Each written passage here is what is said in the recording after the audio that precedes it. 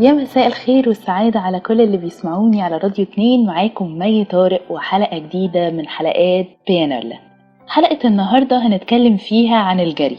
أكيد مش قصدي بالجري رياضة ولا المعنى الحرفي للكلمة، بس الفكرة ان في شعور كده الإنسان بيحسه كل يوم انه بيجري بقى ورا حلم أو هدف محدد، أو بيجري حتى عشان يلحق وقت. ممكن يكون كمان بيجري من الملل. أصل إحساس الملل ده ممكن يخليك تحاول تعدي الأيام وتزق فيها كأنك مستني حاجة مش عارف إيه هي، بس المهم إنك عايز توصل لنهاية الطريق علشان تعرف إيه اللي هيحصل بعد كده، سواء بقى ده كان فضول منك عشان تعرف آخرة حكايتك، أو عشان تطمن إن طريقك نهايته هتكون مرضية بالنسبة لك، ولا كل ده تضييع وقت وإنت أصلا ماشي في طريق مش صح. طريقي ولازم أمشي فيه، مفروض علي ومفروض عليه، لا أنا قادرة إني منه أرجع ولا عارفة حتى نهايته إيه. طريقي ولازم أمشي فيه، مفروض علي ومفروض عليه، لا أنا قادرة إني منه أرجع ولا عارفة حتى نهايته إيه.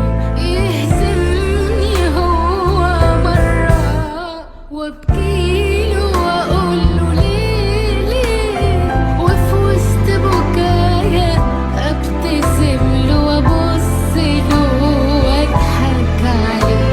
إيه اللي عايزه مني وأنا عايزة منه إيه؟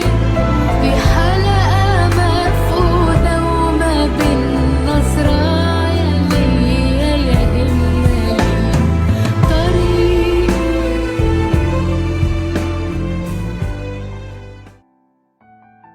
تمام كده بالظبط زي ما قالت شيرين.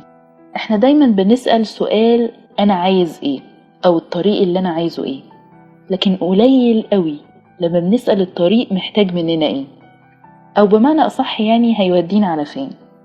ويمكن ده سبب رئيسي وأساسي في حالة التوهان اللي بنتعرض لها أول ما بنسيب طريق وننتقل على خطوة تانية جديدة في حياتنا، سواء بقى كانت شغل أو علاقة أو حتى مكان جديد بنروحه وهنبدأ نستقر فيه. بيبقى في حالة من الخوف والقلق والتوتر والتوهان، نبقى مترددين دايما ما بين الصح والغلط. في بقى جملة كلنا تقريبا بنسمعها وأغلبنا اسمعها كتير جدا: محظوظ جدا اللي طول الوقت عارف هو عايز يمشي في أي طريق. الجملة دي أنا كنت مؤمنة بيها جدا ومصدقاها لحد وقت قريب، لحد ما فهمت إن المحظوظ فقط هو اللي خطواته مناسبة وثابتة وسليمة، سواء بقى عارف الطريق اللي هو عايزه ولا محدده ولا ماشي بالبركة. تعالوا بقى نروح نسمع مع بعض المشهد ده من مسلسل اسمه إلا أنا، وأظن إن انتوا عارفينه كلكم. القصة كان اسمها سنين وعدت. تعالوا نروح نسمع المشهد البسيط ده ونرجع نكمل حلقتنا. اوعوا تروحوا أي حتة.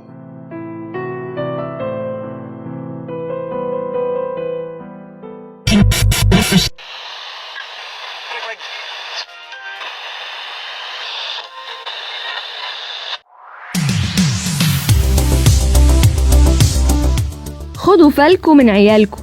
طبعا ناس كتير هتستغرب ازاي ناخد الفال من العيال.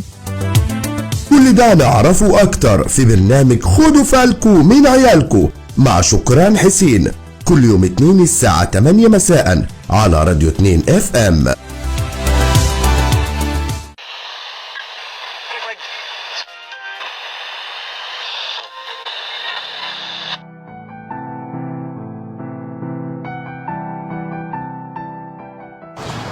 ليه بقى مش عايزة تجري؟ أنا عمري ما كملت حاجة الأخيرة، السلة سبتها، الشغل ما خدتش الترقية اللي نفسي فيها. اشمعنى دي اللي خلصها الأخيرة؟ الناس شايفاني ناجحة بس أنا مش ناجحة. عشان كده اخترت الجري؟ اخترت الجري علشان أنا كنت عايزة أجري في تراك أقدر أخلصه. أنا مش فارق معايا إن أنا أقارن نفسي بحد ولا إن أنا أكسب. كل اللي أنا كنت عايزاه إن أنا أخلص جري. بس الجري ما بيخلصش. هتفضلي تجري. انا بجري، كل الناس بتجري. الناس اصلا بتمارس الرياضه من غير ما تاخد بالها. الحياه رياضه محتاجه تركيز واستعداد وتمرين ونفس، وكل ما هتوصلي لخط النهايه هتبصي للخط اللي بعده. كل ما تحققي انجاز تبصي للانجاز اللي بعده. خلصي يا هند التراك بتاعك وخلصي الماراثون، عشان ما تعيشيش في حياتك بهم حاجات بدأتيها وما بتخلصش.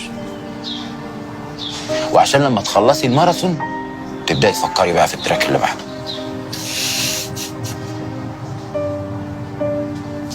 كنت محتاجة يعني اسمعي البقين دول؟ اكتر من ما انت متخيل.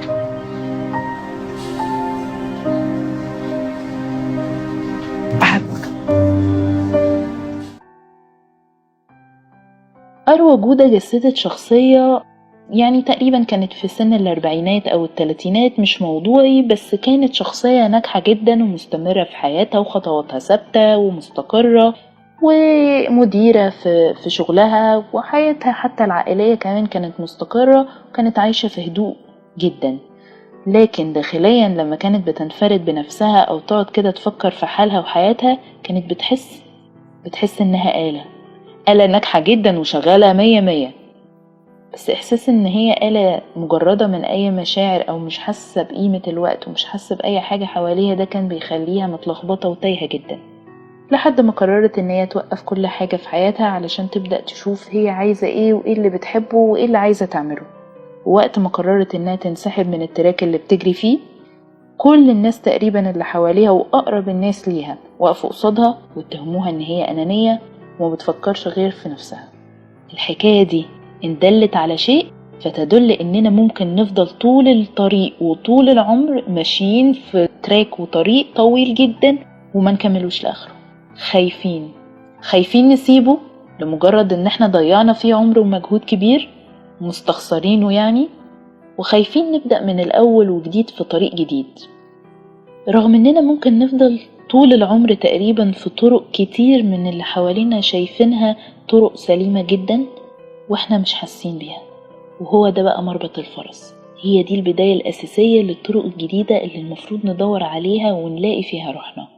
وخوفنا هو اللي بيسيطر على حركتنا وهو اللي بيشلنا وبيأخرنا. عشان كده طول ما احنا عايشين لازم نبدأ كل الطرق المفتوحة قدامنا أو حتى اللي مقفولة نحاول احنا نفتحها بدون خوف، ولو ما لقيناش نفسنا فيها منخافش، نرجع تاني ونجري في تراك جديد يمكن يكون هو الصح. أنا خلصت حلقتي النهاردة وكان عندي رسالة صغيرة جدا أتمنى أن أنا أكون قدرت أوصلها لكم بالكلام اللي قلته. طول ما احنا عايشين هيبقى فيه جوانا صوتين، صوت بيقول إن احنا صح وصوت بيقول إن احنا غلط. هنقدر نتأكد إزاي؟